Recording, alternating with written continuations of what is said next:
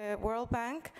I work coordinating the overall implementation of the cybersecurity program that we have at the bank, and I will be the master of ceremony for this afternoon. So I really would like to start this session by introducing our next keynote speaker. His name is Tony Scott.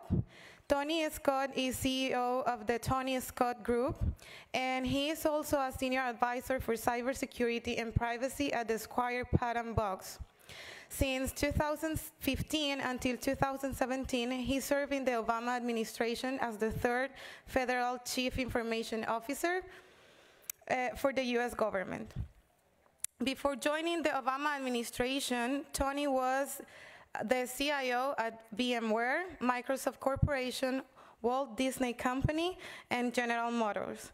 Tony holds a Bachelor's of Science degree from the University of San Francisco in Information Systems Management and a Juris Doctorate degree from the Santa Clara University.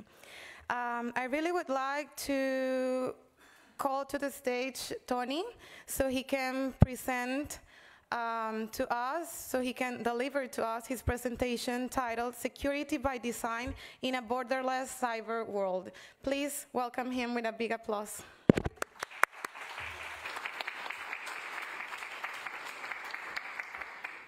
If it's all right with you guys, I'm going to stay down here because I want to walk around and I want to look you in the eyeball, and I also want to give the camera guys some opportunity for exercise. It's no fun when somebody's standing at the podium, the camera guys get to fall asleep, and we want to keep them awake. As was mentioned, I've worked at a few interesting companies. One of them was a really Mickey Mouse organization. I won't say which one.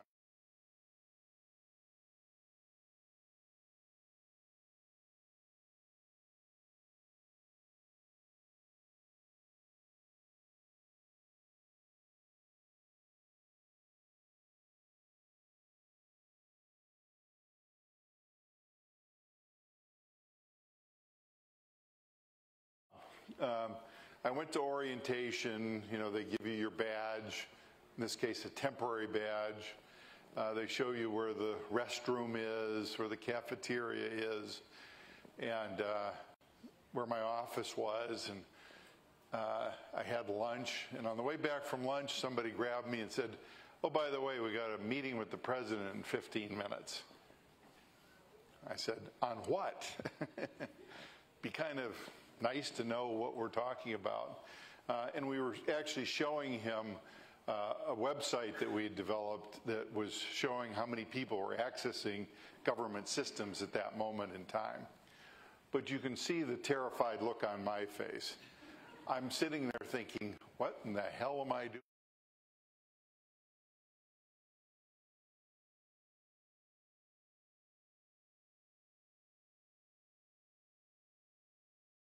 It's like that. So you probably can't tell from the look on my face, but that's my stunned look. If you ever see that look, you'll know that I'm kind of stunned. This is the view outside my office. Looked over the front of the White House. It was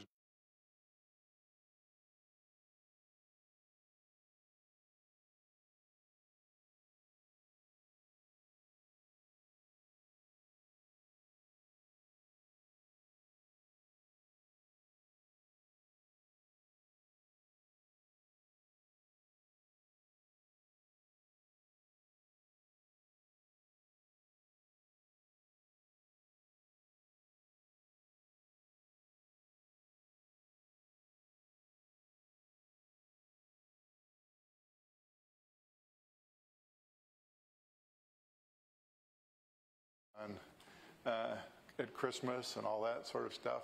Pretty cool place. And then, while there were a bunch of good days, this was one of the bad days.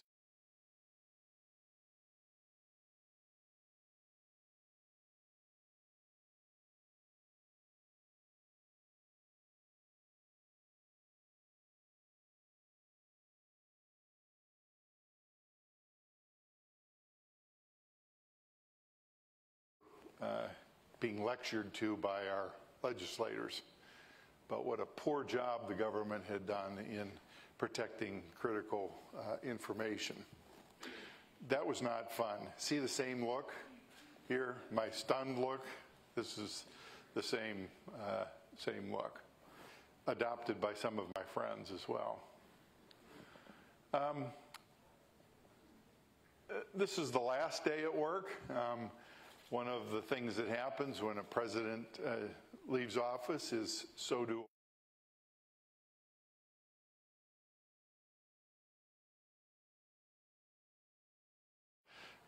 you literally swap out leadership in all the critical positions in government all at once.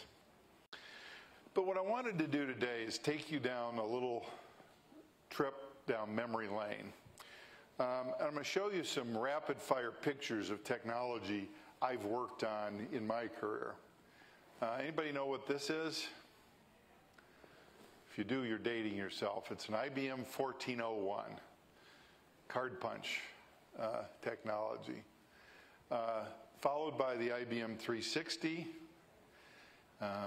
Used magnetic tape and big disk drives, followed in order by VAX 11780s and a whole family of technology. Then came the mini computers from Sun and HP and IBM and a whole bunch of great stuff. The personal computer era, pretty cool. Rack servers, blade servers, and so on. And then all of these wonderful mobile and portable devices that we now have. Most of which have, by the way, a lot more processing power than that first IBM 1401 that I showed you. So why, and then, you know, obviously the big cloud data centers. And so we live in this world of the Internet of Things. Why am I showing you all of these pictures? I'm showing you all of these pictures because all of those things that I showed you have one thing in common. That is, for the most part, none of them incorporate security by design in their core architecture. The other reason I'm showing them to you is the government still has most of those technologies in operation in the federal government today.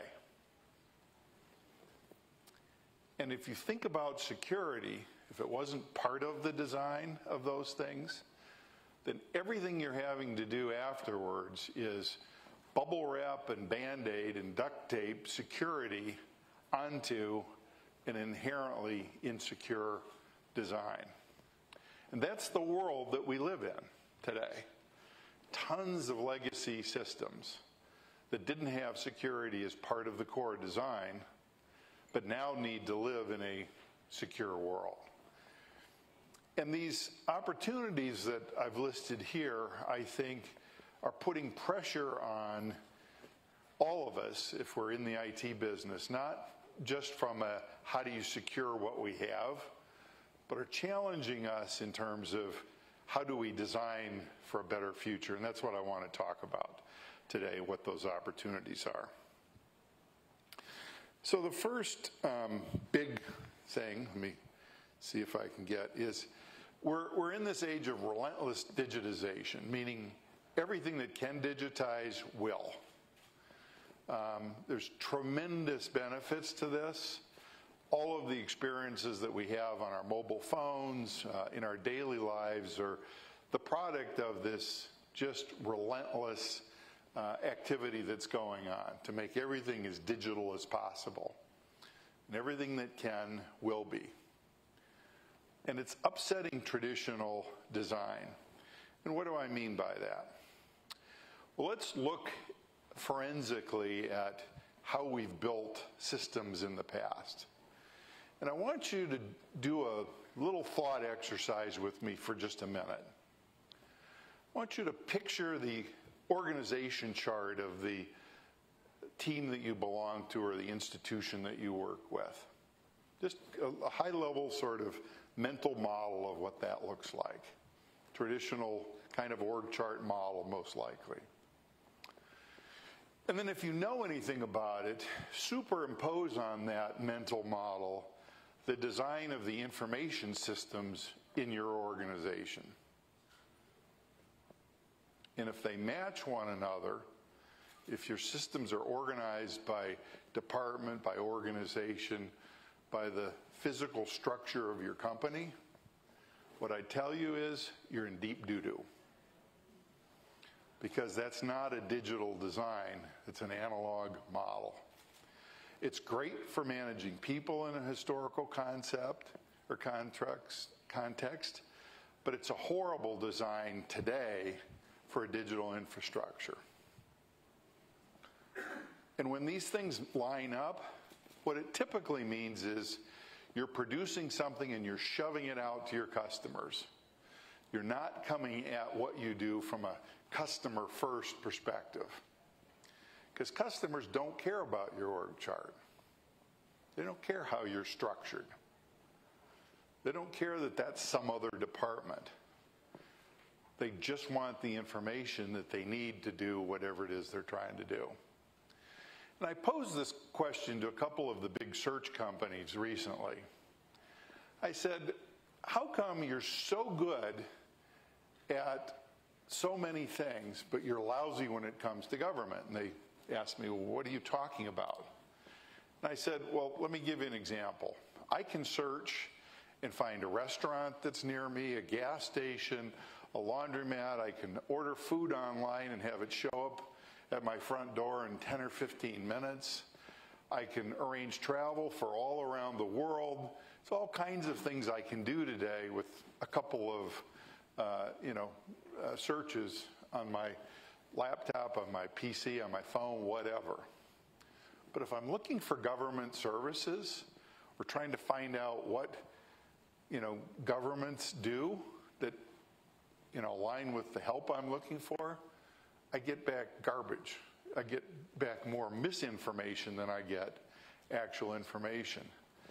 And so if you're going to really be good at organizing information, why don't you focus on what governments can do? And this is the digital business reality. What we really know to be true is that everything is connected to everything else. If you're in an institution today, you rely on a whole network of suppliers and partners, of co-conspirators, if you will, to deliver whatever it is you deliver. In the old days, everything was self-contained in your business or your institution to a large degree.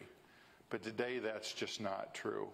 You have outsourced stuff, you have suppliers, you're part of a supply chain usually, and more importantly, you're part of a big information change. And so this presents those who are, like myself, CIOs, a reframing of the age-old IT question, do I buy or I build? And the answer today is neither. You config to order. You take reusable components, could be open source, could be packaged software, it could be a whole variety of different mechanisms, and you build your solution out of these components, and usually with a little code on top to personalize it or to tailor it to your specific need. And that's a much faster, much more agile, much more adaptive way of doing IT.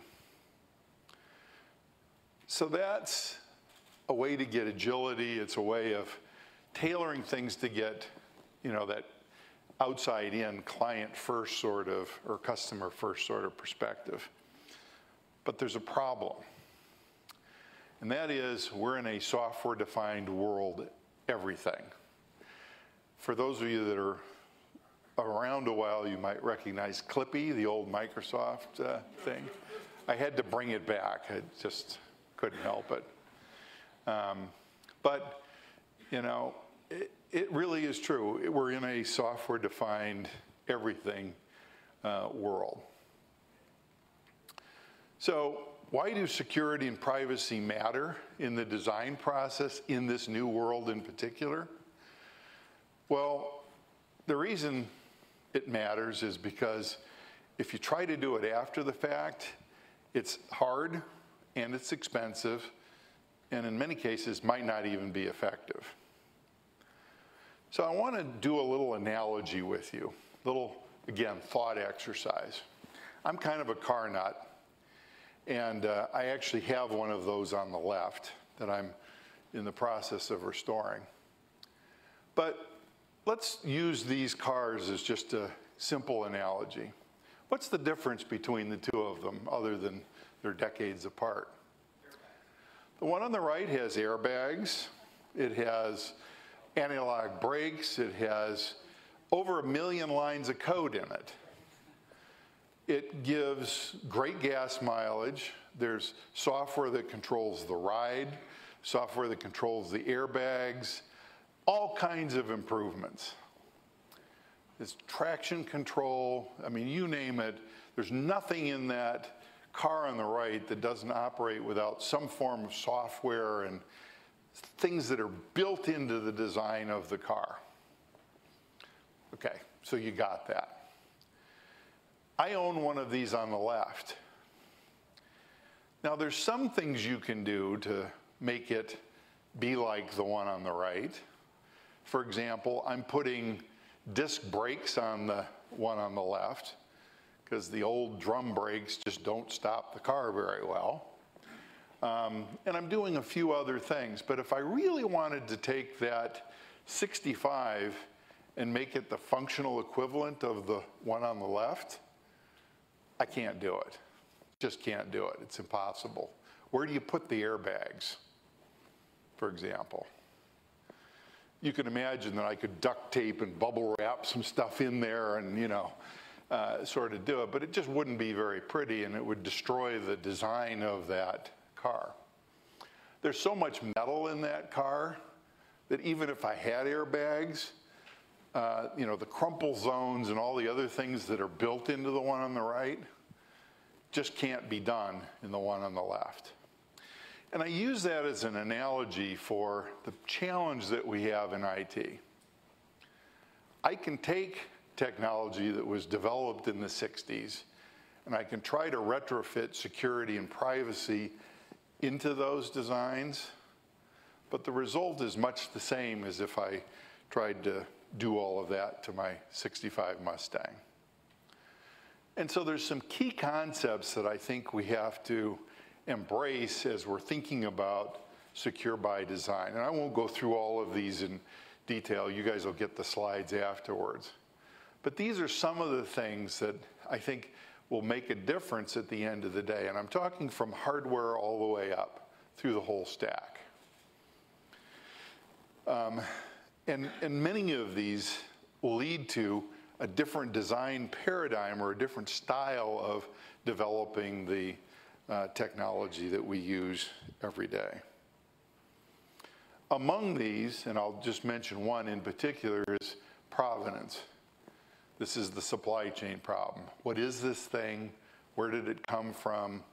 Who's touched it? Is it what it says it is? Is it performing the right way? Has it been modified? Some of those kinds of questions are all key things that need to be a part of the design.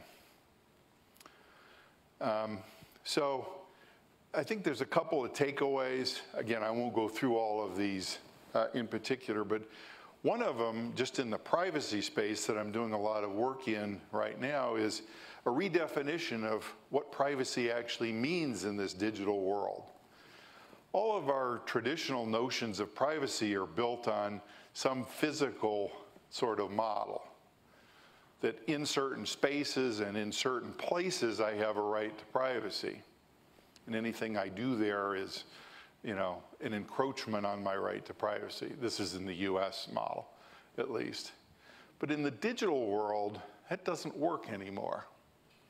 It's a false sort of assumption of what we all know not to be true now, that you have no privacy in many places, even though you're in your own home or you're in some protected place. And so I think we have to come up with new concepts of what digital privacy is, and then also what digital security really means. And laws like GDPR and the California Privacy Act and so on are starting to recognize that some of these things need adjustment. I like the notion of citizen and customer digital rights, where you have the right to understand what data is being kept about you and also have the ability to correct that if it's wrong. It's the best weapon against bad information.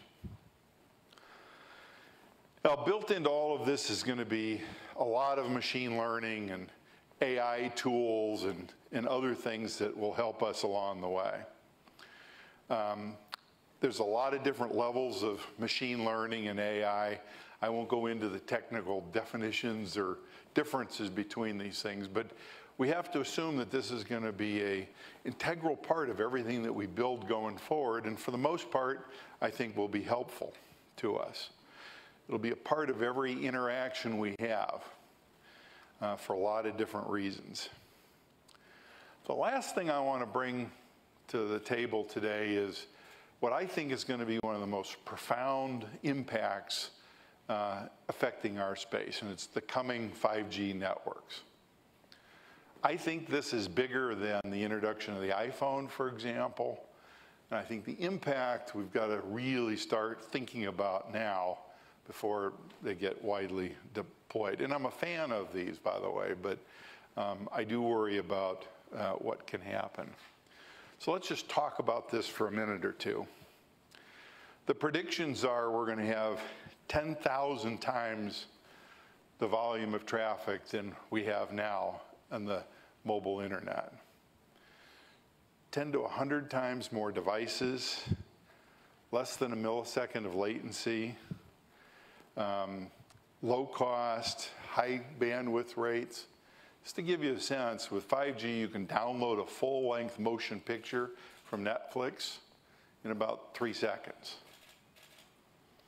So when you have that kind of bandwidth, that kind of connectivity, low latency, built into ever more powerful mobile devices, you can start to think about new possibilities for, every application in the world, every institution in the world. You can now do many things that you couldn't do before. So think of a lot more powerful devices with built-in machine learning and AI, connected with low latency, high bandwidth, to even bigger resources in the cloud and in the networks or in your institution. What an opportunity. But it's also an opportunity for bigger privacy issues, bigger cybersecurity issues, and larger scale and bigger cybersecurity issues. So it's a big market opportunity. Estimates have been as high as $12 trillion over the next few years. That's a lot of money.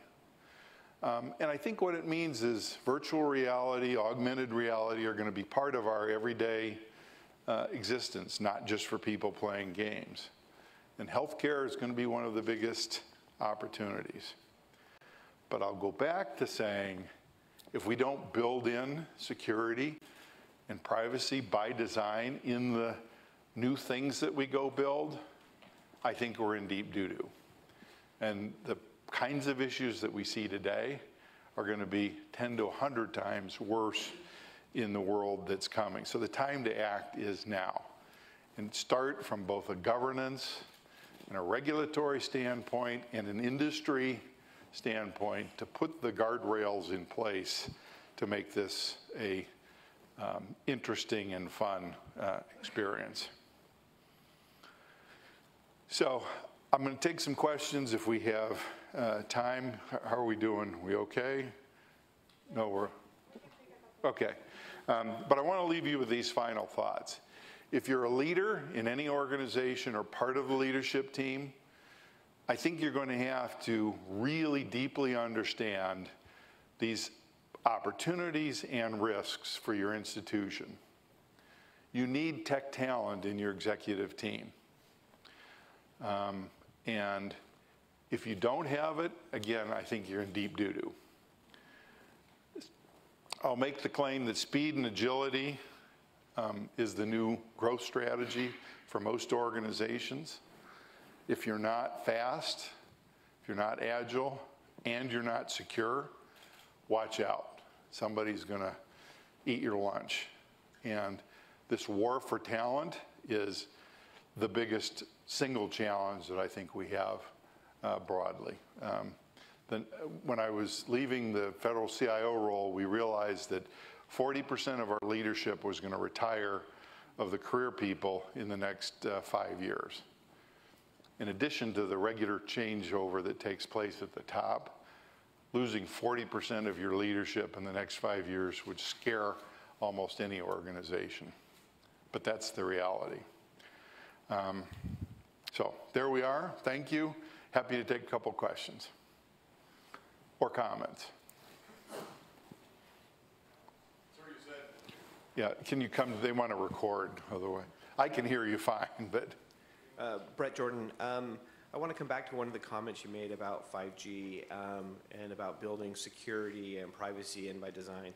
I also think there's a component of addressing the traditional draconic networking from the 1990s that exists in the enterprise today. I wrote a paper internally a couple years ago on this, that the day Apple ships a MacBook Pro with a 5G connection and no Wi-Fi, networking as we know it is going to change. So I just didn't know if you had any comments on that. Yeah, no, I think it's going to change a whole bunch of things, and some of them we've not anticipated yet, but you know, we got to be on this right now and thinking about it. So send me your white paper. I'd love to read it. Sir, thank you. On 5G, you said that healthcare is going to be the single biggest opportunity. Yeah. What did you mean by that, please? Well, when you have wearable devices that now have sensors built into them that can measure everything that you're doing and your heart rate and everything else, that's a tremendous amount of information that then can be used for all kinds of purposes. I'm on the board of the City of Hope in LA, one of the big national cancer center institutions, top 20 in the US. And when I see what City of Hope is doing with big data and in its fight against cancer, just, you know, it's overwhelming what finally can be done. We are going to get cancer in the next 10 years. I'm absolutely convinced of it because of better data, better sensors, better understanding of how patients and the medicines and the treatments they get interact. Also, if you look at a hospital and go into any average hospital room, you'll find 10, 15, 20 devices in that room that are hooked up to the network, all different protocols, all different ages of technology and so on. And there's a huge opportunity to, you know, A, make them more secure, but also make them a better component in the whole ecosystem of healthcare that just doesn't exist today. So it's the integration of information that I think is the big opportunity there. Yes. David Weber, just finished working for Huawei. 5G, I've been working on a project. Going back to your car analogy, notice that both cars still drive on the same road. Yes. So 5G is the big bogeyman, but it's also not instant switch throwing. It's true. It's crawl, walk, run. So I've been working on a project with a partner in Europe. And immediately I realized that, well, first of all, people don't understand that 5G is a very narrow technology. It has about a 200-meter range. Yes. So we're talking the length of a street. So you're hooking things up like you're putting down street lighting. It's not a broad area technology. And so you're going to go to areas where commercially it makes most sense. But you're still going to have those 1965 Ford cars running out in the rural districts. So we have a big challenge there in getting secure technology to what I've recently heard described as a distributed city. That's right. A rural area. Yeah. So I think there is a large amount of inertia here, and before we get to 5G, And to be honest, a lot of the prototyping is being done with 4G, and people are then going to just switch over into the 5G when they got that piece working. Sure. So all is not lost. All right, good. Thank you. All right, appreciate your time and your energy and your eyeballs. You can contact me at tony.scott@tonyscottgroup.com if you want to continue the conversation. Thank you.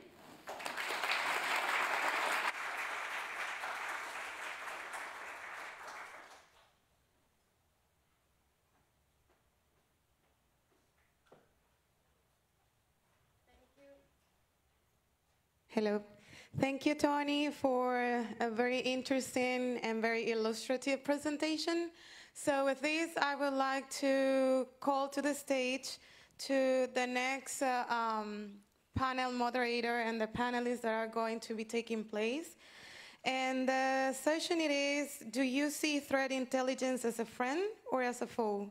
So I would like to call over here to Jason Keirstead, who is the lead architect from IBM Security. He will be moderating this panel session, and he will be calling on the stage his panelists. Thanks. Come on, guys. I guess I'll sit here because this is where the microphone came from.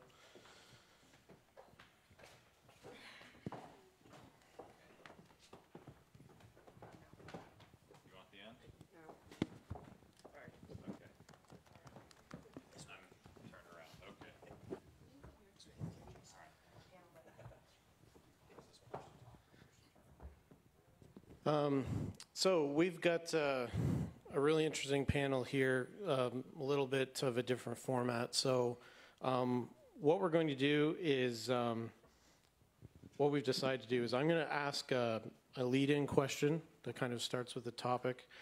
And I'm going to go around and ask everyone to introduce themselves, what they do, and give the answer to the question. And once we get through that, we're going to try to open it up a little bit. I have a list of questions here that we're going to go through, but we're also going to invite the audience to come up as well at any time. So if you have questions for the panel or what we've been discussing, just approach the microphone, and the next time we get to a question, we can field your question. And then I'll go on with the list. Sound good? Everybody on board? So my name is Jason Keirstead. I work for IBM Security. I'm a lead product architect in the security division. I'm involved with a number of different products throughout, including X-Force, QRadar, Resilient. And what I'm going to do, I'm going to ask this question to the panel now about friend or foe. So it's now widely recognized that a mature threat intelligence program can basically only assist offenders in deploying their precious and limited resources.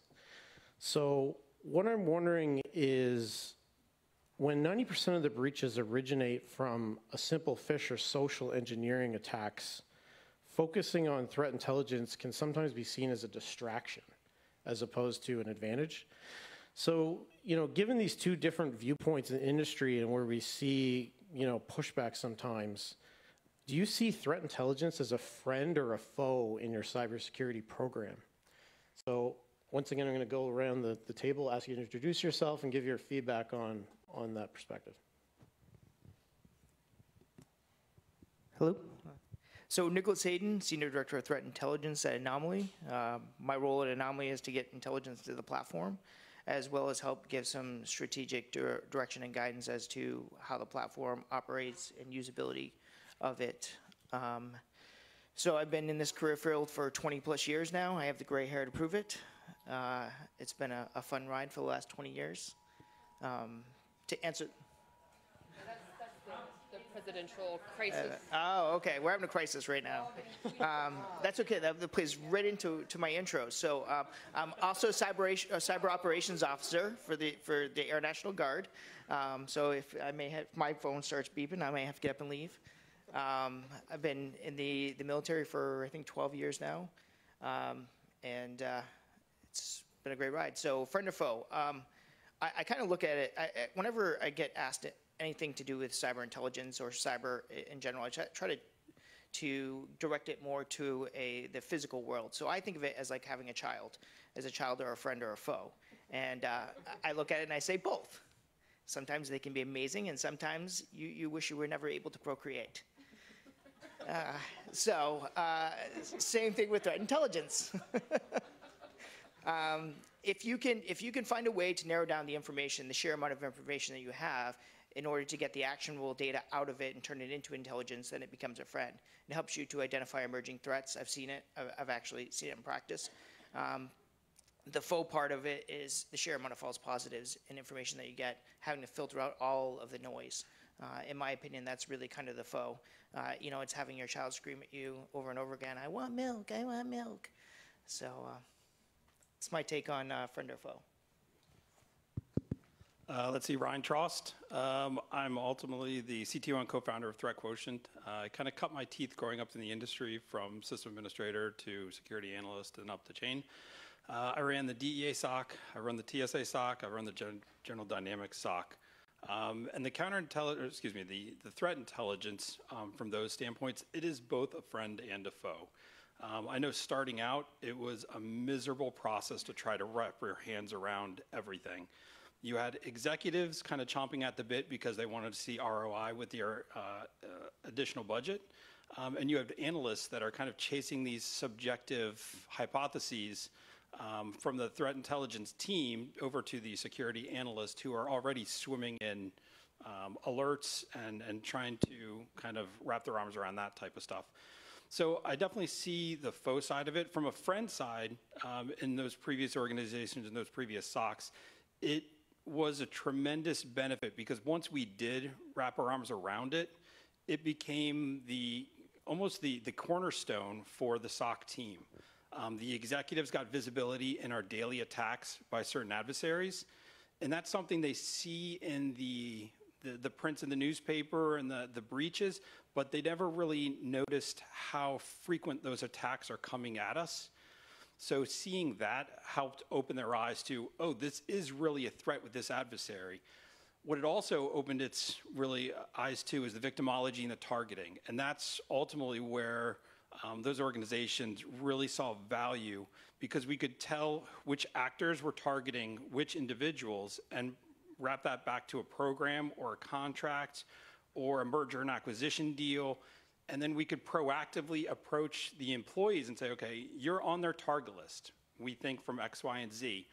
Be a little bit vigilant with this type of TTP with the adversary, whether they're using a Gmail address, a certain Gmail address, whether they go with certain email subjects, almost to the point where one of the victims literally got an email from his son's college account, which actually was an adversary who masqueraded as a college account.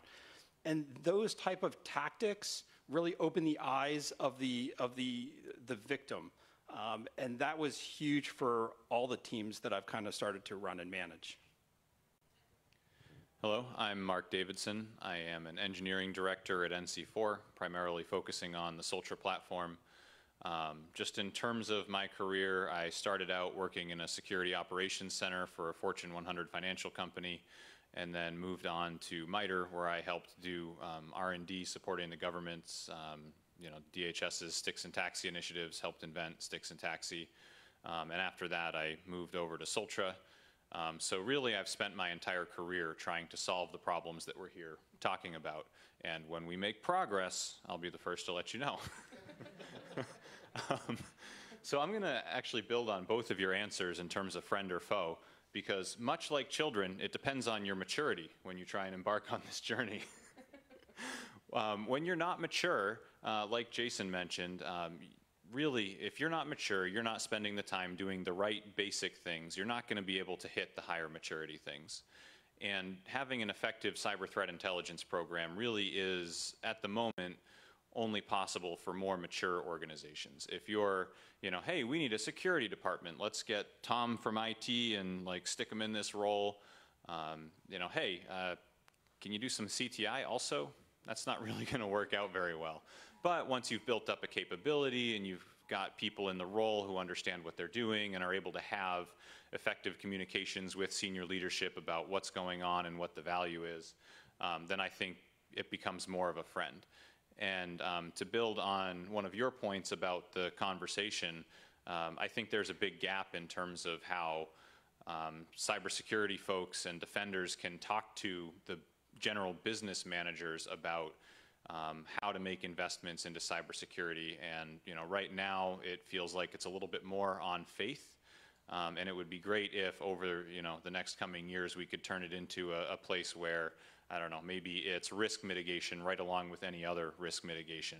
So, if I go up and say, hey, you need to spend $1 million on cyber threat intelligence, and then, an executive sees a competing, well, if I spend $1 million over here, I'm going to generate $1.5 million in revenue. It's really hard for them to pick the one that's not going to generate revenue. But if we can start articulating cybersecurity in terms of the financial impact, the bottom line impact to the business, perhaps in terms of risk mitigation, risk reduction, then maybe it'll start pushing it so that organizations lower down on the maturity scale will be able to make more effective use of CTI. Hello.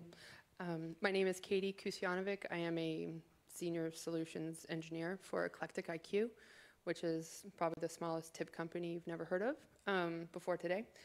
I do lots of stuff. I work-life balance. I've actually grown children in my body, and yeah, I can feel that need right there to just scream and go have a martini. But so I go to work mostly to get away from my children, who I love. I grew them in my body. I love them, but mommy needs some downtime, and mommy's going to go to work for that. Going to work, things are way easier to deal with too, because we got sticks data, or we don't have structured data. We can solve those problems. For me, threat intelligence is kind of like Yoda from Star Wars. The first couple of scenes with Yoda are like, wow, this guy's really great. He's got all this magic. He can levitate things. He can help me get a hold of intelligence, actionable stuff that really makes sense. But after a while, you're like, wow, Yoda's kind of a mean dude. I don't really know if I like Yoda anymore. Why isn't he helping him out? So for me, it's definitely that high maintenance friend who, if you can get along with him, if you can speak his or her language, then yeah, she's going to make amazing things happen for you. But at some point, Yoda kind of turns evil and starts to confuse your CTOs, starts to confuse your CISOs, confuses your incident responders, and you always have to be watching out for when Yoda's going to go evil in terms of friend or foe. Hi. I'm Ryusuke Masuoka. I'm a research principal of Fujitsu System Integration Laboratories. I'm into many fields. I started with artificial intelligence, neural networks, and then software agents, and then semantic webs, and then pervasive computing, IoT.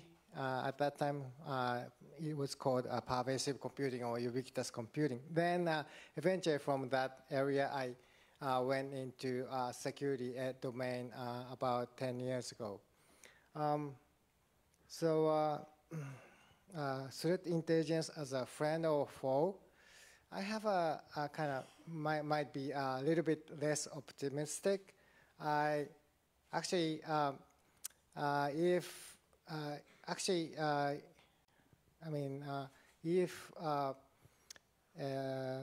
just data, what I see mostly as a term as CTI, what I see is just a data, IOCs. And I cannot find a lot of semantics, especially machine understandable semantics. If it continues, if this trend continues, I'm afraid that analysts and other people are going to be swamped with data, and eventually CTI cannot be kind of a friend or foe, not a friend or no foe, just kind of went down into irrelevance. And so that's kind of my concern on this. Did I make sense? So I think, so to carry on that, I'm going to jump ahead actually a couple of questions because I think it ties in really good with what Ryu was just mentioning. So one of the questions we had here was, what is that? Ryan, how do you tend to measure or quantify tactical intelligence? So just touching on what Ryu was mentioning, you know, we have this flood of threat intelligence available to us from all these different providers, but when you actually go and look at the data, the vast majority of it is very simple IOC data. There's very few and far between sources of rich threat intelligence. So when we're looking at this tactical intelligence from these few sources that are available, how do we measure it? How do we quantify it? Back in previous organizations, you ultimately take what you're getting in from the providers, additionally what your internal threat intelligence teams are coming up with, and you bounce that off of your sandbox and off of your blocks, off of your ticketing system, what's infected you. And once you overlay all that information, you start to see tactically which provider's providing you better information. Then you go a step further and you do a little bit of timeline analysis. How quickly are they getting me that information versus when I blocked it, when it infected me, and that type of stuff. And then you can start to really gauge the metrics of, can I quantify that tactical intelligence gotten from source A, B, or C versus what my team is actually doing from a day-to-day. And that's pretty difficult in the sense of when you get this onslaught of threat intelligence from the providers, like the threat intelligence guys and girls, their eyes are wide and they're like, this is awesome. This is like, I'm at a kid in a candy store. I'm going to start pivoting. I'm going to start to come up with these hypotheses. But you look at the poor security analyst who's behind the SIM and he's like, crap, more. Because he knows the investigation volume just exponentially grew, and he's the one that's chasing the investigations, because that's usually not the role or the responsibility of the threat intelligence teams. So, and that's that kind of, and that's where you have to really quantify that tactical intelligence, because you don't want to submerge your security analysts, because your churn rate for analysts is already pretty high, and it's only going to get higher. You need to almost treat them as, okay, I'm going to try to defend your position. How do we prioritize that tactical intelligence coming in? And the nice thing is, within probably the past 2 or 3 years, you've seen the threat intelligence providers start to provide more context as far as this is targeting industry X, Y, or Z. Whereas before, they weren't really providing that. They would give you a risk or a threat level or a confidence rating and all that type of stuff. But if I'm an educational institution, my same threat is not the same as a financial institution, is not the same as a defense partner, is not the same as a X, Y, or Z. That allows you to really start to really quantify all that information coming in and separate it into, I need eyes on this immediately, or if I get around to it, maybe I can chase X, Y, or Z down. Can I? Yeah, go for it. So I totally agree. And if it's just, if what you get is just a data, you cannot tell you deal with it or not, and then you get inundated with kind of a lot of data. What I think is that help analysts and those other guys, I mean SOC operators, so on, if there are more of a kind of a machine understandable semantics, then it helps to prioritize the kind of data you're receiving to kind of how related to you, and also what it is urgent or not. I mean, if there's not much of a semantics, then it's just a kind of presidential alerts we are hearing. It's beep or not beep, right? So that's my thinking. So if you can determine some level semi-automatically what to do with the data with semantics, then it can lead to SAO kind of things like OpenC2 and so on. So that's what would be helpful. And I'd like to see more of machine understandable semantics in that regard. The other thing to really point out is if you looked at the providers from even a year ago, 2 years ago, the amount of indicators that they were actually releasing was very small. Now threat intelligence, the market is getting pretty saturated, so it's almost a chest-thumping match between how much information they can actually open in a floodgates. male-dominated industry. What? That's happening? It's, right.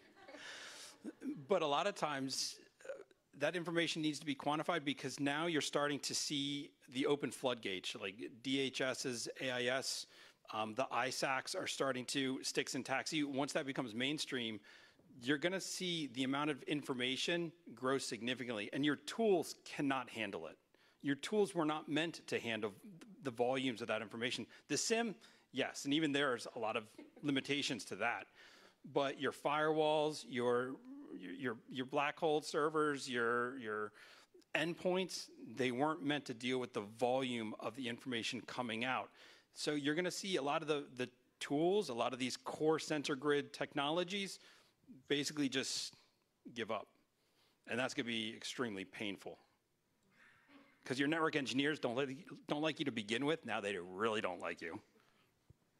Yeah, I mean, that all ties back to the earlier question about, how do you prioritize, how do you operationalize this stuff? When we have this oncoming tidal wave of quote unquote intelligence, which is really just giant slews of URLs and IP addresses, how do you action that? So it's a good. So I think that actually ties into the next question around policy. So tying it through to the policy discussion, when you have this threat and really sure the attribution, you're getting it from this vendor, it may have actions associated with it, it may not, may automate it, maybe not. Is threat intelligence something that can be used reliably for policy? Katie?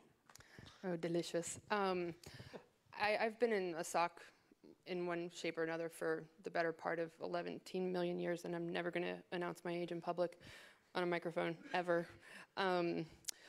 So having lived in SOC worlds, we live and die by bad policy. If you're the guy at the top of the food chain and you write a policy that says it's really evil to run telnet in your network, okay, that's a policy statement. It's a bad policy statement, though, because maybe I'm using telnet from inside of my enclave to verify router connectivity. Maybe I'm using telnet to do router admin. So that's a bad policy that's going to hinder the work that an analyst can do, that a network engineer can do. So if we use threat intelligence data when we're looking at crafting policy statements, we go, we're going to block uncategorized websites. The web proxy says this is uncategorized. We can block it, or we can allow those connections in, or we can block them.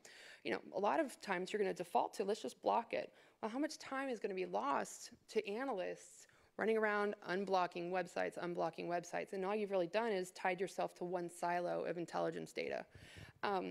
So, in the web proxy example, you could take your web proxy categorization data and then contextualize it using tips and automation to, Bluecoat says this is bad, but ThreatQuotient says this was really bad, and then FireEye said it was really bad, and then a couple of the open sources said it was really bad too. I'm going to feel good about blocking that in an automated fashion or in a semi-automatic fashion. But just, wholesale, just blocking everything that's uncategorized, I'm just assuming that these guys know everything.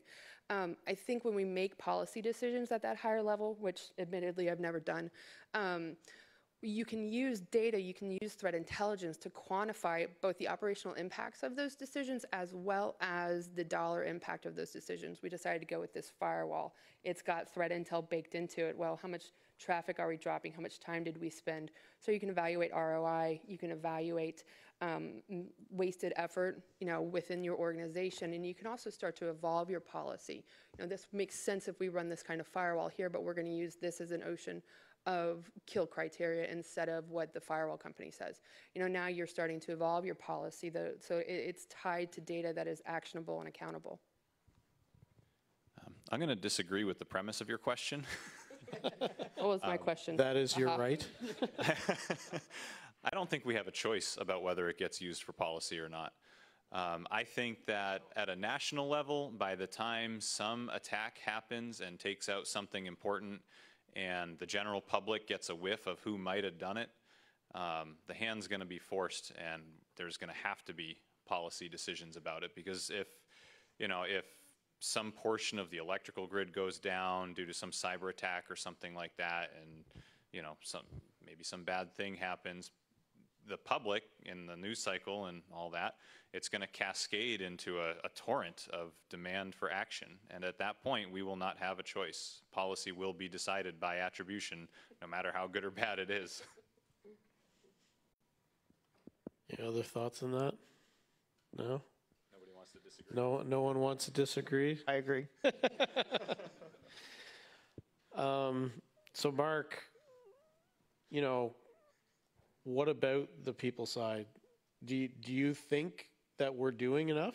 Do you think that, in the cyber threat intelligence space, we are actually doing enough to make a difference? Is it actually making a dent? In terms of the people side, I think we're doing some, but I don't think we're doing enough. We get in forums like this, and we do talk a lot about the technology, and we saw earlier in the day, we saw Sunil's presentation, which showed that in terms of his model that he put in front of the group here, there are places where it makes sense to invest more in people. And for me, the places where I think it would be really great to invest more in people is in terms of professionalizing the practice more. Because I think, you walk around here, and I think it's most acutely seen at RSA, where there's just tons of vendors solving who knows what for who knows who, right? And part of the confusion is there's not a lot of consistency from organization to organization in terms of how cybersecurity is practiced. So if there's not similarity of practice, if there's not a common understanding of what capabilities make sense and who should have it, it's going to be really hard for solutions to be broadly applicable. And I feel like and some of it's just going to have to be experience that we have. I mean, cybersecurity, you could maybe say it started with the Morris worm in 1988. So it's not very old, right? It's not like the medical profession where you have certifications and degrees and things like that, not to the same level. But once we start getting and seeing that level of professionalization, we're going to start to see solutions that solve particular problems and are much more broadly applicable than they are today. To add to that, I think that it's a very interesting kind of question. Are we putting enough resources behind the people? And you always get this statistic that there's going to be 8 million jobs open in the cybersecurity realm and stuff like that. Yeah, but how much do they want to pay for those 8 million jobs? And that's, it literally comes down to budget a lot of the times. But in all seriousness, you see the industry and you see the good analysts jump jobs every 8 to 12 months. So, and they get enough experience and time to maybe add a little bit, but they don't get enough time to really mark their stamp with it. And a lot of times, if the person jumping jobs is a senior, he ultimately puts a stop to everything that his predecessor was doing so that he undoes everything that his former person was doing to do it his own way. Is that good? Is that bad? It really kind of depends on that person. But you get the people under him who are like, oh, God, again. Like, yet again, I've got to figure out new procedures to do. I've got to basically look at things a certain way based on kind of what's coming down from the higher levels. And it creates this conundrum of people. So they're getting mildly educated as they get new visibility and new challenges, but it also creates a lot of tension and a lot of confusion at those levels because of that much change that quickly is very, very difficult. I'm going to chip in if that's okay. I actually think we are doing enough, definitely from a personnel standpoint. Diversity has increased dramatically. I'm up here with purple hair, right? But also from a data perspective, we've got STIX. We've got STIX 2.0. We've got STIX 2.1. So now there is a fairly widely recognized standard that from a data perspective, we're starting to codify. We're starting to mature these behaviors. I think that a large portion of my company is based in Europe, and they've got a very different landscape of threat intel certifications. And I thought about taking some here, but I was too tired, so I just wanted to nap instead. But so, I think we are doing enough, definitely from, diversity in the workforce. We're also, I think we're really making an effort to professionalize things with these certification programs. Even if it is European, it's still, I went and answered a set of questions correctly, and I was able to demonstrate that knowledge. And from a data standard, from the data's perspective, both automation and the standards, I think, are really starting to facilitate creating a more commonplace availability for threat intelligence. I live in a world where I dream that intelligence is everywhere. Who didn't do the dishes last night? It wasn't me. Oh, well, the intelligence over here says that it was you. So, I think we're on the right path. The problem with silver bullets is that they're very rare and they're very hard to hold on to. They are effective, but you have to keep doing the hard work. So I have to agree with Katie. I think we are moving in the right direction. We haven't done enough yet. I think there's still a lot of work to do, but we are making headway with Sticks and Taxi 2.x coming out, the small incremental updates that we're doing, that we're pushing out, which is really focused on sharing this information. One of the big problems that we've discussed kind of throughout this panel as we've progressed is the sheer amount of data that we're getting, going from a strategic point of view, from a tactical level, getting millions and millions of IOCs, and it's only growing. And it's not all false positives. I mean, there are script kiddies out there that are just firing stuff off from their own home computers or from NordVPN or whatever. So it's not unactionable, it's just the level of action that's needed for it. So I think we are making progress as a community, and I really want to stress that word as a community, from interoperability between all of the products out here, from intel providers, from just the commercial developers of firewalls, things like that. And the more we can adopt this philosophy of sharing, the better off we are. And the further we're going to push that envelope to being in the right spot to be able to make those decisions. And the interesting thing with the sharing, and I'm not 100% sold on it, I get the value, but all of a sudden, I think you're going to see people that rely too much on the sharing. And then you're basically leveraging, you're using other people's analysis as gospel.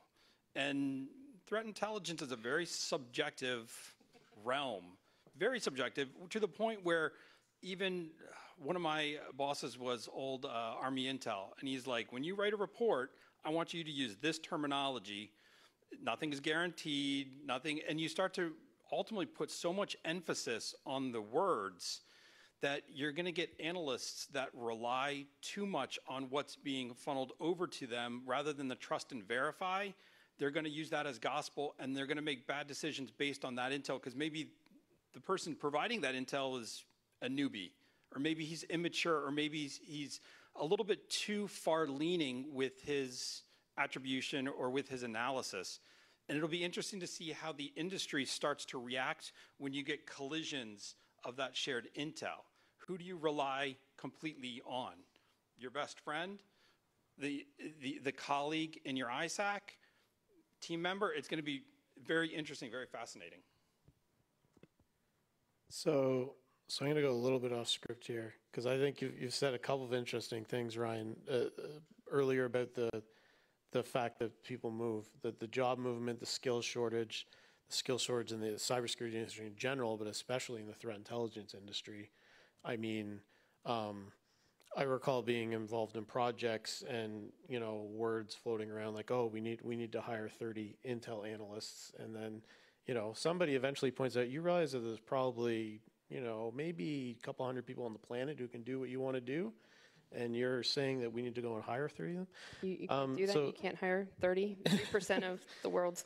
Yeah. So I guess what I'm asking is, so threat intelligence and real intelligence. I'm not just talking about 6 months of training in the SOC, but real threat intelligence that involves attribution and tracing down campaigns. It's a very specialized skill set. Takes a long time to develop.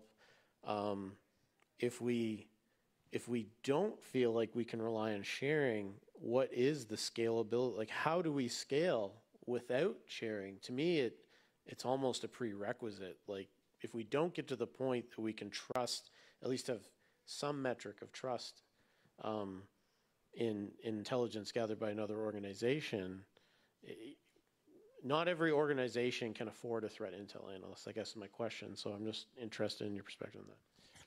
From my perspective, I totally agree. You always have to start with OSINT. Like every threat intelligence team, until they justify massive budgets, and of course there's always the exceptions that just throw money to anything and everything. But a lot of the teams, you start with open source intelligence. You read, and luckily it's relatively good. These providers, the Symantec's and the CrowdStrike's, iSight's, name everybody. They provide these reports. Now, obviously the ones that are making it into the public visibility, those are the golden child reports. And a lot of times they're very nice. Some of them are atrocious, like really, really bad. That should never have been published. And it's interesting because you start to see version 1 versus version 5 versus as they correct hypotheses in the papers. And a lot of that is, they don't say, oh, we made a wrong judgment. Here's the next version.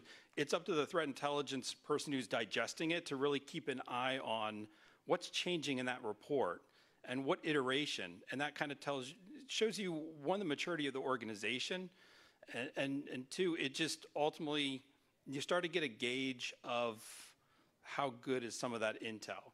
And that was one of the litmus tests for building a team is once you guys are collecting open source intelligence and you start to question it, I know you're making milestones. I know you're reaching that next point because you're questioning the attribution that they say. And a lot of these providers, they have very niche visibilities. Obviously, they're never going to say that, but it's what it is. They don't have this big global view of everything. But once the teams start to kind of question some of that threat intelligence and really start to support why they're questioning it and giving very good reasons, and they get visibility through their peers, and then they're asked to present at the Congress and Senate and all the different cons of sorts, then you start to, okay, now don't rely so much on that shared intelligence. You've basically started to create your own workflow and your own process for where you gather that intelligence, what you do with it, and then how you actually report on it. So I definitely, to answer your question, I definitely agree you've got to start somewhere, but hopefully you don't sit there too long and you're basically just gathering too much intelligence, because at that point it's too much, because there's so much out there these days. Whereas growing up in the SOC, there was only like 4 or 5 blogs that actually would give you real indicators, because everybody obfuscated them. It was like, oh crap, like I need the first 2 octets or else I'm chasing my tail and stuff like that. But you want to try to kind of reach that roadmap, reach that milestone of, I don't think their intelligence is correct and here is why. And then you can start to kind of wheel back how much of that open source intelligence you're leveraging. I think when you go into when you make the decision to share data, you're already implicitly establishing that there are bounds to the sharing. You know, I'm going to share this with my neighbor who I trust, who is going to laugh at me. I'm going to share this with my ISAC because this is relevant to the industry. I'm going to share this with, other countries because we're part of NATO. So when we do share, we're always, there's always limits to how much we are sharing. And that's just implicit, especially with things like the TLP. You're already identifying whether or not this data can go as far as it wants to go. So we're never going to get away from sharing, like ever. We will just become more aggressive, or we'll be more broad or more narrow in terms of the data we're going to share. The number of IP addresses is big, but it's finite. So at some point, we're going to get every single IP address, from the IOC collection world. Cool, we've got our bingo card checked out. So at some point, sharing will, the data itself will drive how the scope of the sharing should evolve. Yeah, there is always circles of trust, and what I see is that it's more like a human nature to kind of not to share. So it's a kind of a conscious effort to make sharing to happen.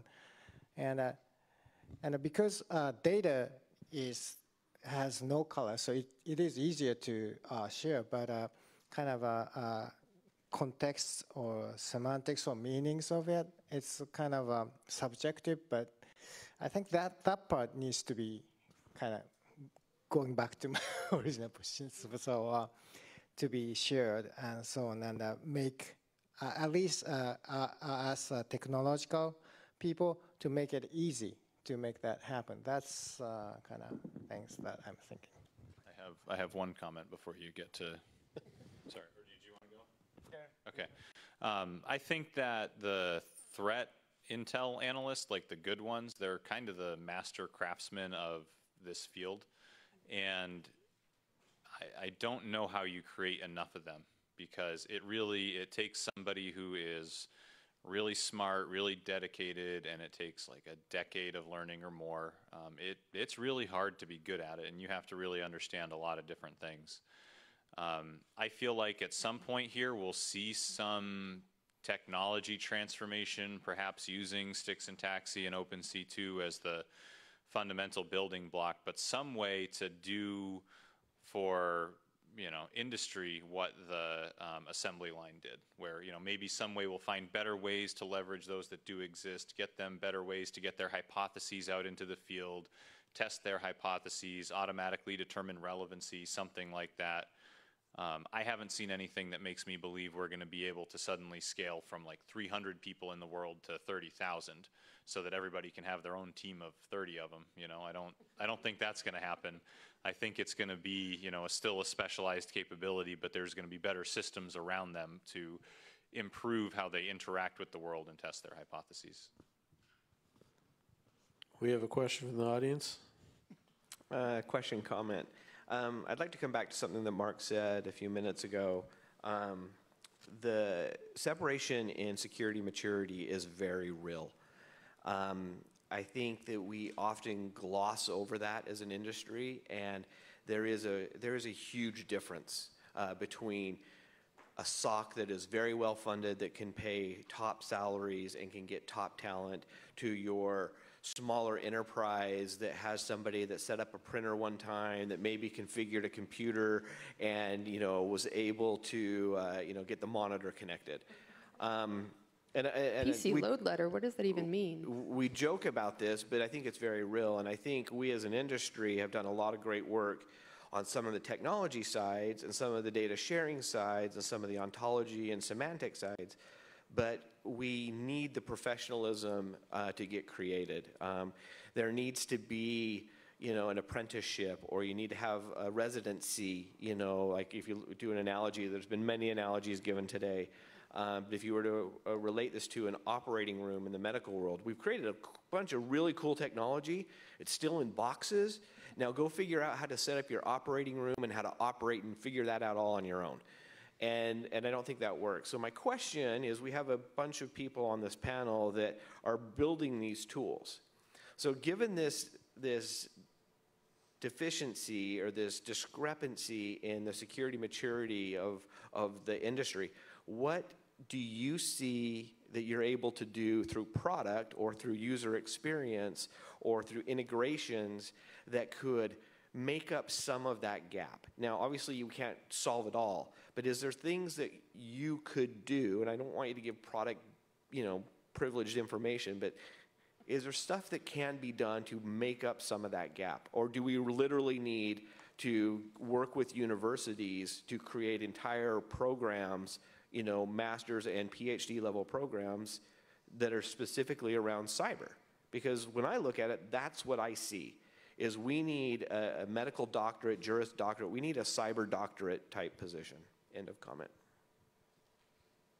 So I would have to agree with Brett in that, we throw this term cybersecurity as a practice. Well, medical is a practice. So I think that based on that model, there should be some form of educational background that'll lead you into this profession. Now, to answer, because you kind of threw a couple of things out there, few curveballs out there.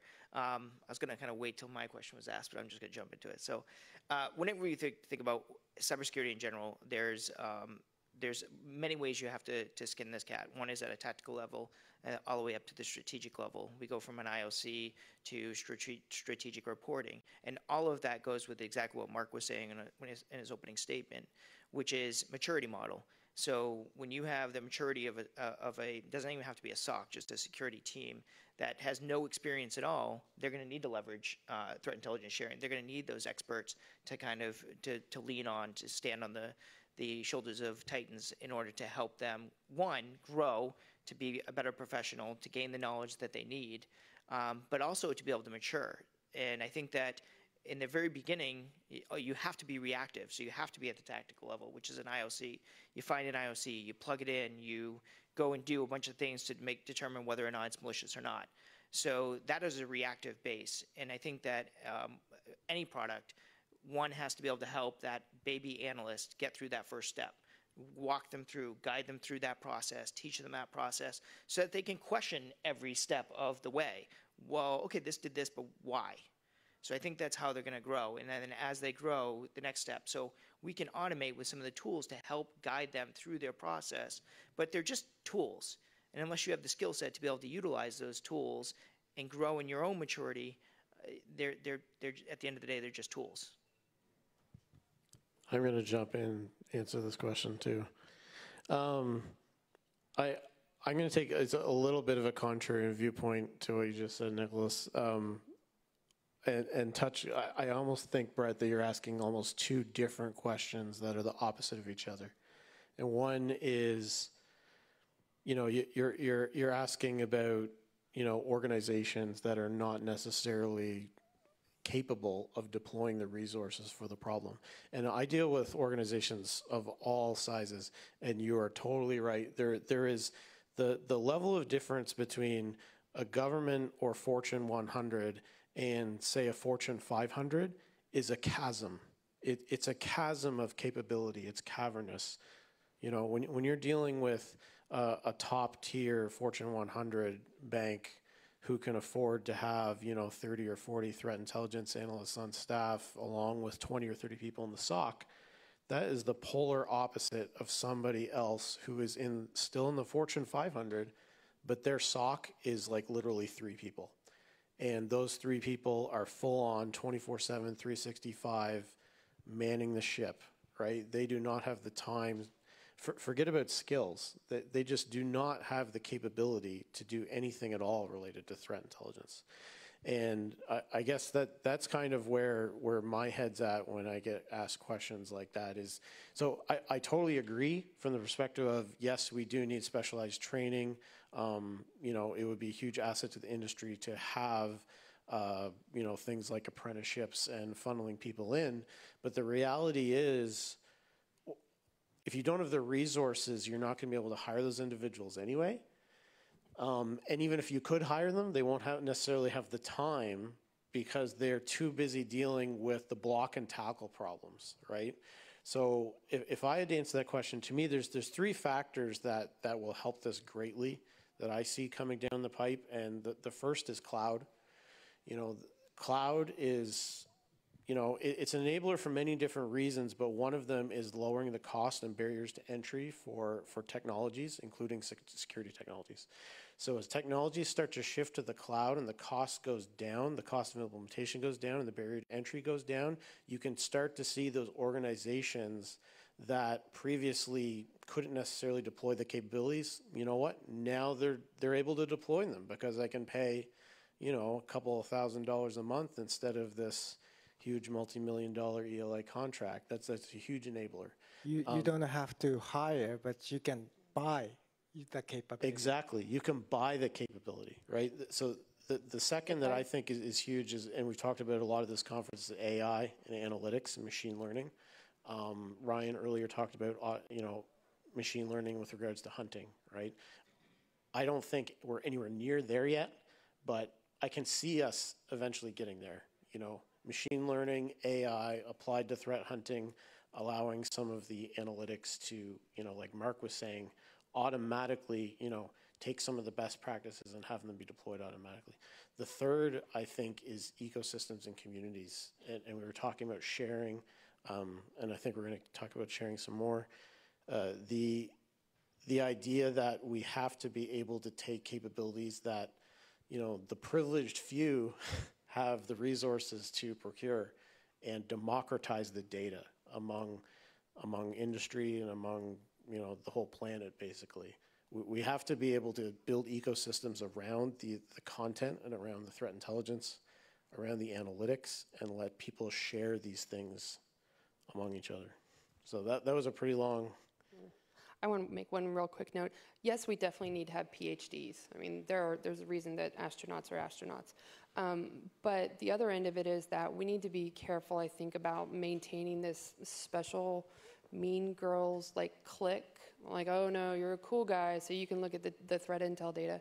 If we want to make it actionable, if we want to make it comfortable, if we want to make it approachable across the whole organization, not just the cyber or just the IT organization, we have to use the data across the whole organization, which means sometimes we're peacocks in the threat intel world, that we have to put our feathers away, and we have to do a much better job of sharing locally. We have to do a better job of, yes, there's a PhD and he's amazing and he's very intimidating, but we also need to enable the 15 other people who only have bachelor's degrees. And we need to do that at the bachelor degree level, even in the high school level. We need to do that yesterday. So yeah, it's important to have these guys who are vaunted, and usually they're guys, unfortunately, but we also need to go in the opposite direction and be really aggressive about spreading TI across the lower levels of the industry. That's another question. I do. I just have a comment regarding the education, right? So I've actually worked with people that have masters in cybersecurity that have no clue in regards to what they're doing. And it is outstanding because, they have a master's, and so they are so much better than you, and they have no clue. So when it comes to the diversity and especially getting training, it really has to come down to more of a middle school level, especially for girls. Girls know what they want in middle school. So I do the AFA Cyber Patriot Mentoring, right? And it is all guys, maybe one girl.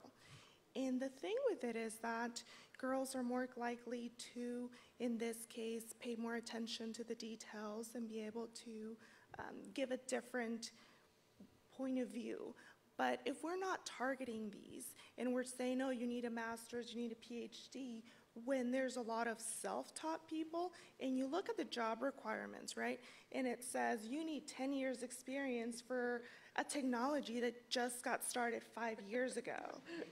It's kind of ridiculous when we really look at, oh, you need to be a SOC analyst, but we're not going to train you to be entry level because you didn't know Microsoft, but you know Linux, or you don't know certain versions of open source coding, right? Do you know Python? Or you don't know Python, so I can't hire you, even though you learned Visual Basic, right? I think we need to be more comprehensive as an industry if we really want to make a difference in order to hire the right people.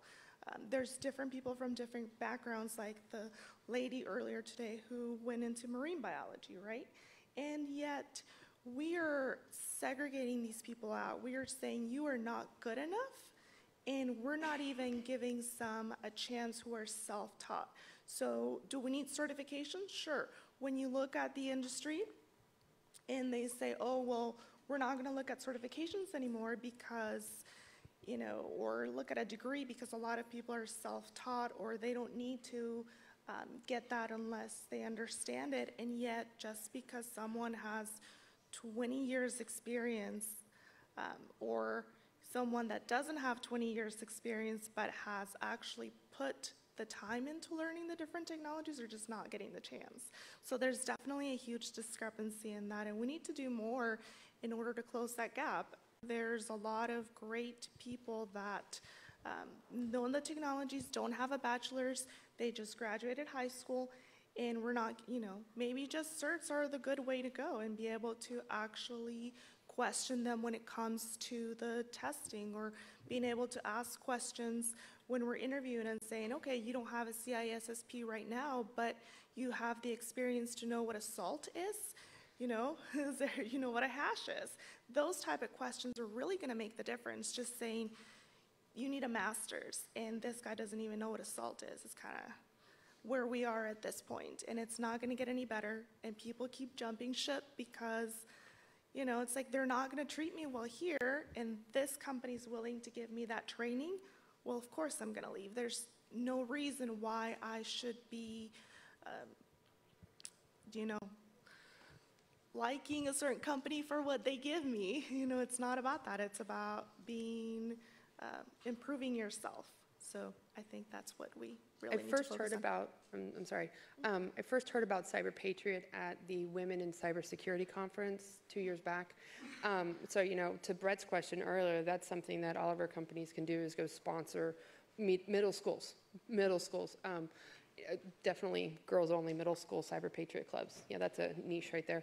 You know, Cyber Patriot is a fantastic program. I was actually on my way back from the Women in Cyber conference, and I'm sitting in the LAX terminal, and there's a group of 16-year-olds behind me talking about IP tables, and I'm like, what weird world have I ended in where there's, you know, 16-year-old boys talking about IP tables? Well, they were on their way here to participate in the National Cyber Patriot competition. TEALS is another excellent resource, and that doesn't require, you know, quite the corporate level contribution, where you can volunteer helping teach computer science at the high school level. And if you want to see diversity made manifest, go into a high school computer science class. Go visit 10th graders, because there are a lot of girls, women, there are a lot of diversity people there. And it's fascinating because you're affecting the workforce pipeline at that state. The other big thing that companies can do, I think, is lobby for tax breaks, federal tax breaks for seasoned professionals, you know, so federal income tax break. Yeah, haha, funny. One of the things that, just real quick, is I'm the chairman of advisory committee for cyber diploma in the area. And it's fascinating. I taught at a collegiate level for about 10 years. I was a kid, actually, which is kind of funny. But it's interesting because academia is kind of behind the 8 ball, because they can only teach what is approved by their board, and that does not move fast at all. Like, I mean, they're still learning the ping of death, and it is like, what? So, I mean, as much as I would try to push the students into a direction of, hey, this white paper came out, like read this, or play with Snort or Security Onion, or play with a lot of these open source tools which weren't available when I was growing up, but grab hold of this and really leverage it, because it's very rare. And even as a hiring manager, I always hired for passion, like always. Certifications, like, you can see like 12-year-olds can get certifications. You're just memorizing stuff. And a lot of that stuff, but it's the passion that you can't teach, you can't like buy, you can't instill. It's what gets that person going. And I'll always allow employees to do like the 80-20 rule. 80% of your time, get your crap done. 20% of your time, enjoy yourself. Do something that you're passionate about, whether it's a slight pivot, whether it's a completely 180, but you always have to give employees a little bit of just free time to do what they really want to do, and that's the only way to really keep them. So I think you bring up a lot of good points, all very valid, and I think that we don't need to reinvent the wheel on this. So I think that we need to look outside of the IT industry, and again, look at the medical profession, for example. So 50 years ago, how many female doctors did we have? Not a lot. So I think that, you know, what did they do to inspire women, anyone really, to want to be a doctor? And I think that we just need to take a page out of their book and try to see what we can do that's similar. Because I think that diversity in this field is a necessity, because everyone looks at something different. It looks at things through a different lens. And we need all those different lenses, because the way I see things isn't the way you're going to see it. And that's important. And then for us to be able to have that conversation is even more important, so that for both of us to be able to listen and hear each other. So I think you're right, but I think that if we just look outside of what the IT industry and we don't have our little blinders on, I think that the solution's there. We haven't embraced it yet. Hi, thank you.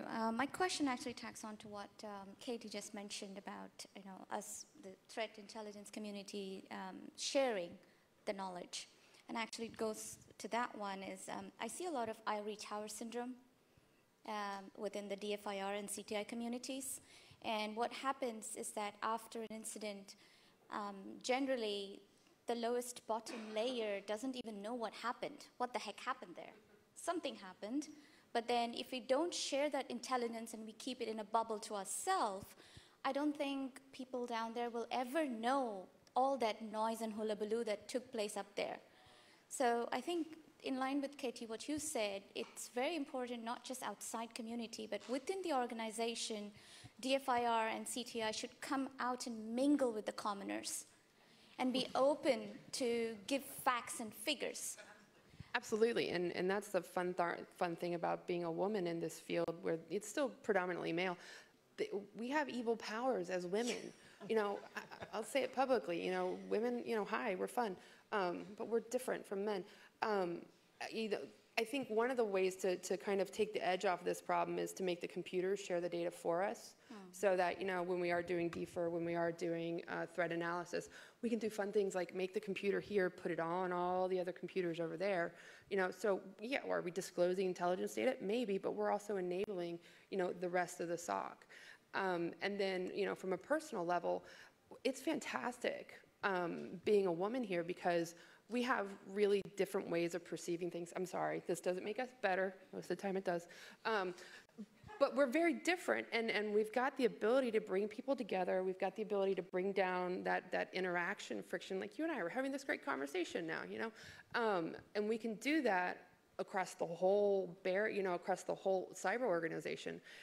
Sometimes it's very uncomfortable for the other party, you know, and it was part of a daily practice for me. I would go research dumb jokes, like dad jokes on the internet, and I would go tell stupid jokes to people at work that I wanted to get to know, especially the threat intel peacocks who were really hard to get in touch with, you know, but anything to just start that line of communication. And then they would make those faces like, oh my God, please go away, stop talking to me now. But doing that on a consistent daily basis, you know, really helped foster those relationships. Yeah, it's super fun being a woman here. The question attachment to that, though, is what kind of metrics do we have in this community where I don't really like to talk fluff, high risk, low risk, medium risk. It's very qualitative for me. I would like to have numbers and context. If I'm saying that this is super risky for you, I would like to tell them why it is super risky. But we don't get access to that data, and that's what really pinches me every time. So it sounds like we need a policy for responsible disclosure of information in order to give you that information. Will you sign an NDA first, and then we can... Yes, all under NDA. But you're right. In all fairness, we joke around, but we should. There should be a policy for responsible disclosure of information, something that would not be incriminating. But to give people that information, as that information trickles down, what was the significance of this? Why was it important? If it's going to impact, no one here from Walmart or Target, right? Okay. So if it impacts Walmart, you know, and it could potentially impact Target, there should be an information sharing there, but one is in one ivory tower and the other one's in another ivory tower, and that information doesn't go back. So there's a higher risk of not sharing that information. So I agree, but I think that is one good use case for having a policy implemented. Now, the counter argument and sharing is interesting. I came out of the defense industrial base, and sharing's a no-no. You do not share. Knowledge is power. I can kill you after I've shared this information. This packet will result. Careful, I'm still DOD. But it was interesting to see, like, there was contractual obligations to share, but you did not share because you had no idea. The other members of certain groups, you had no idea who was receiving that information on the other side. And a lot of times, you get an MD5 hash, you would share it, all of a sudden it's in VirusTotal. It's like, no, the adversary's on VirusTotal. They're the ones doing that. So you just tipped your hat, showed your hand to the adversary, and they're smart. I mean, they're probably in a handful of these sharing circles as well. So they're keeping their finger on the pulse just as much. So sharing as much as it's beneficial, and especially for the little guys who just don't have the team and the energy and the resources and the budget to keep up with the higher end guys, it can be extremely dangerous. And that's why you get like little clicks. And a lot of times those little clicks are very powerful. And I used to kind of tell students, go to a conference, befriend somebody that you think is really smart and have beers, go out and get pizza with them, share war stories, because he or she are more likely to pick up a phone and share some threat intel with you if you have that bond. Contractual obligations, there's information shared, but it's always kind of like it's 3 years old. Like, it's not cutting edge. You got to get the bonds and the relationships to get that cutting edge information. Because a lot of times when teams are knee deep in an incident response, the last thing they're going to do is share. They got to get their head together and act together. And that usually takes days, if not weeks, if not months. Which is where we can recruit the computers, because they're really good at moving data from point A to point B. So even though all this horrible stuff is happening on the human level, the computers can go, oh, cool, you told me I could move this data outbound, so off it goes. And the community doesn't have to wait for, the triage process to finish for, even just indicator data to show up, especially around like block traffic. You're not going to lose any kind of competitive edge by sharing, traffic that's been blocked by your security posture. Can you convince your general counsel of that? There's a good joke there that involves martinis and a yacht ride, but yes. If only there was a structured language that would allow us to be able to do that. And some technology that we could transport it with. There are other levels, legal and also regulations. So I saw the US passed CISA in 2015, and there are kind of carrots as well as whip. What? Yeah. That's right? That kind of things also helps. And also GDPR and also DFAR requires to kind of report a cyber incident within 72 hours and that kind of thing. Yeah. I think we've talked a lot in the past maybe 20 minutes or so about how to supply a skilled workforce to the problem, how to get the organization that executes the function to run better, like how do we get the threat intel analysts to work with the plebes better. But I think another thing that we have to think about too is how do you make it important to the business to be successful at this? Because if it's not important to making a business successful, if they can't tie it to staying viable, driving revenue, anything like that, it's just going to be, well, we're going to security's part of the marketing budget so that we can say we do it, and when our customers ask us, we say, yep, we're the best in the world, and there's no measurements, so you can't prove otherwise. So, it might take the form of regulation at some point, right? Because, a lot of the insurance and things that people have and a lot of the costs of employing people, those don't exist because businesses said, hey, I'm going to be nice to people. It's because they were regulated into having to do so. So maybe something will come out like that, like GDPR, kind of on a bit of a tangent, but I think I saw California came out with a rule that chatbots now have to identify themselves, right? So we might be adding some structure in terms of how things have to be done. But it's really going to be, what does it take for a company to say, we need to have this function and it needs to run well? Because if that happens... Target getting breached is what it takes. I think Equifax getting breached tells them it doesn't matter. Well, right. Except for the guys who are doing insider trading around that. It turns out we missed an Apache stretch badge. But just look at...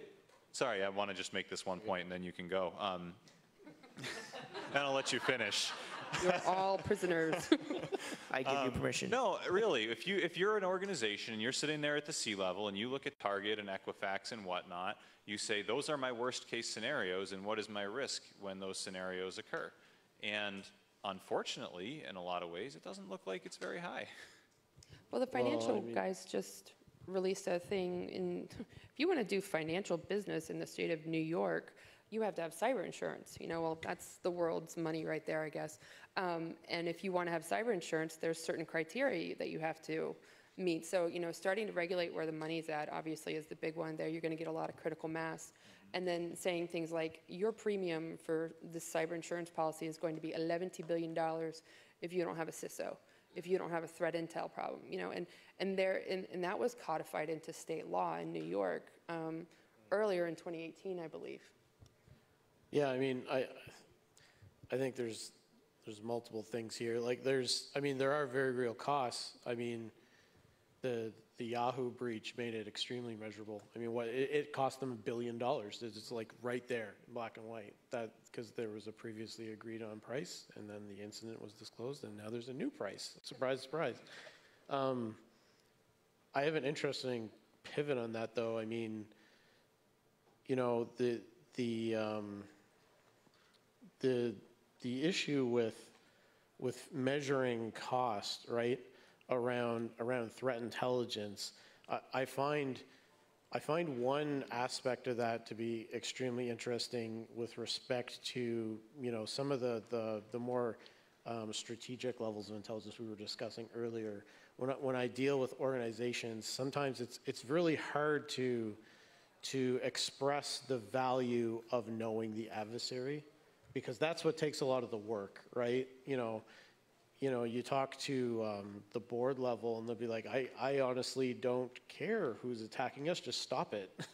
You know, so I'm interested in your guys' perspective on how do you, of all the aspects, to me, that's one of the more challenging parts to quantify. How do you quantify the value in actually understanding who's attacking you versus just stopping it? Like, how do you quantify that?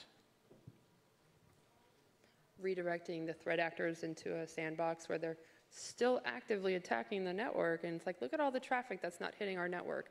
You know, and you also, at least from my perspective, because I've spent a lot of time writing incident response tickets, is attributing a dollar value with each incident response ticket. Not only how much did it cost to generate that ticket, but the potential cost. And there's going to be good standard numbers you can use to swag values.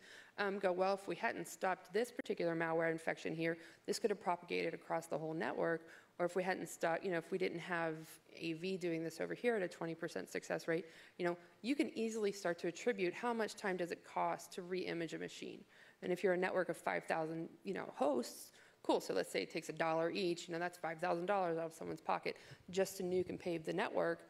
Or you could just, you know, kill a piece of information here. You know, you can bring the threat intel down to the host and start to action it on the host level. So you're preventing, you know, that number is not going to change a whole lot. So every year you can just multiply it times 0.01, you know, to keep up with inflation.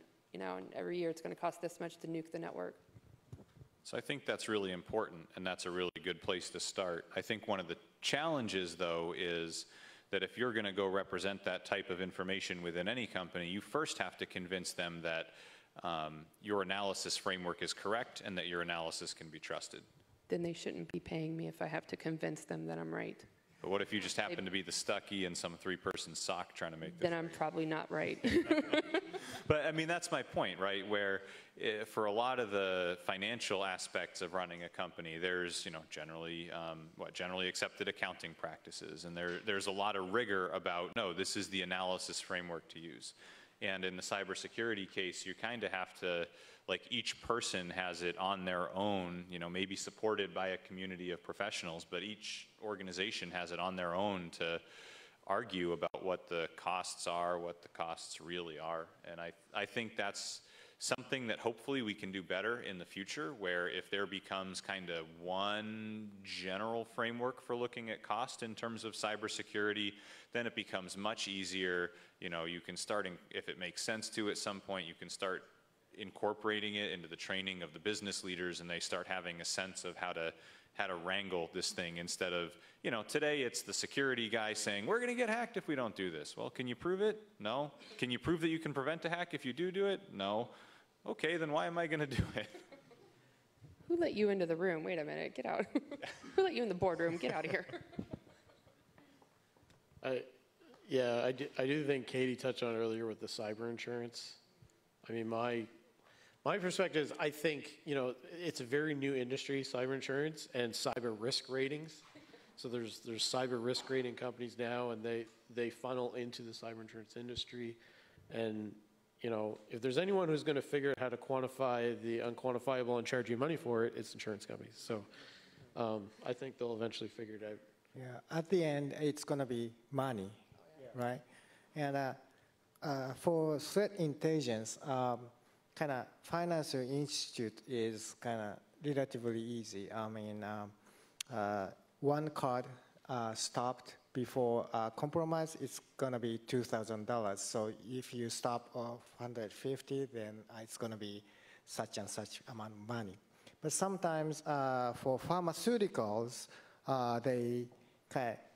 they need to kind of do a much more difficult. And in order to determine how much it would have cost, I mean, then they need to determine what they are going after and which drug, medicine they are going after. So because that particular medicine is at particular stage, so that's going to be missed revenue is such and such. So that's would be, threat intelligence is also helpful to determine the cost of cyber security and so on.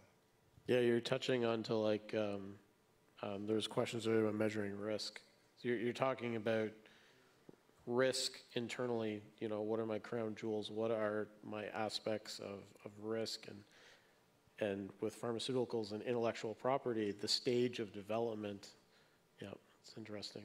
Especially as you involve third party, especially as you involve supply chains, because the pharmaceutical company has to source the, you know, pixie dust from somewhere, or, you know, the blueberries or whatever it is that they're using. You know, for those of us who have pets local in the area, you know, some of us got emails about a year ago saying that our dog food supply was being affected, and that was because of some of the malicious activity happening in Ukraine. So we've been talking a lot about people and policy. Let's pivot back a little bit to the technology side. And, you know, we were talking about standards and shuffling data. So Katie, what do you think about STIX and STIX 2.0 and 2.1? Are we there yet? Like, what do you think is missing? Can I get a Happy Meal? Because I really am not happy about waiting for STIX 2.1 anymore. I love STIX 2.1, and I'm very relatively new to the STIX standard, but with 2.1, we're getting amazing things. First of all, we're moving away from XML. Yes, all the developers in the room are going to be excited about this, because developing around XML is a nightmare. What? 2, we're getting the opinion object, which means that when we have these subjective analyst variances, that we can go, well, it's my opinion that this is the really angry panda attacker based on this data, and then analysts can then corroborate with each other, but in a data, you know, in a documented by data fashion. I'm really excited, though, about the patterning language associated with STIX 2.1, and we have cool STIX cards that have the syntax for the patterning language if you're interested. But the patterning language is going to allow us to make queries into the STIX data, the threat intel data, in ways that is almost instantaneously implementable in the security posture. Want a Happy Meal? We're getting the cane, but any other thoughts on STIX? Yes, Ryan? Just real quick, I think STIX is, as Katie mentioned, it's making great strides forward. It's getting momentum of the industry and stuff like that. Although I see the consumers of it, and people still don't know their ass from their elbow. I mean, it's still painful to watch companies struggle to do stuff with indicators and not too sure where to put them, or blanket put them in their packet capture. No, don't do that. Packet capture is break only glass. Like, use your firewalls, use your routers, like use the correct technologies. Don't blanket push everything out. Because I see customers, they've got like, I got 50 million URLs in my web washers. Well, you're bringing it to its knees. Like, no wonder it's dropping packets left and right. So I'm hoping that the industry can really kind of mature a little bit faster as we start to kind of build in these really cool things, that hopefully it's just not the cool kids playing with the cool things, that the weakest link catches up. Ryan wants a Happy Meal too. Yeah. I'd almost put two different terms on it. I think there's the state of the art, and then there's the state of the practice. And STIX, I think, is and has been since inception kind of at the state of the art, trying to push things forward there. And the state of the practice has been somewhere else. Because, you know, STIX does have a lot of rich constructs for representing a lot of different things and enables you to express a lot. But when you give that tool to somebody who doesn't know what an indicator is or why they'd care, it's a mismatch. I see that gap, I mean, state of art and the state of practice, and what I see is a semantics gap. So one of the things that I like that's happening right now is that gap is lessening. So with the interoperability that's going on between industry partners and the OASIS drafting committee, we're trying to narrow that gap. And that's the exciting piece, because once that happens, then the flow of information is a lot more fluid, a lot easier. It's all of us partners up here speaking together, talking together. So there's some I can't say the word, to whatever platform you're using, whatever firewall you're using, you still be able to get that data in and out the same way.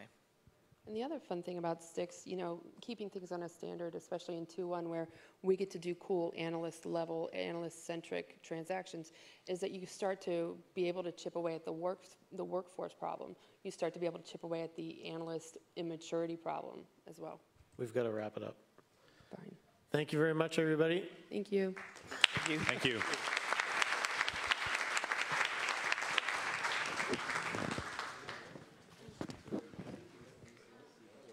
So we are going to have 10 minutes break, and then we all convene again over here, please. Remember that at the end of the day, we will have a reception, a cocktail reception at the main atrium of the building, so please don't leave us.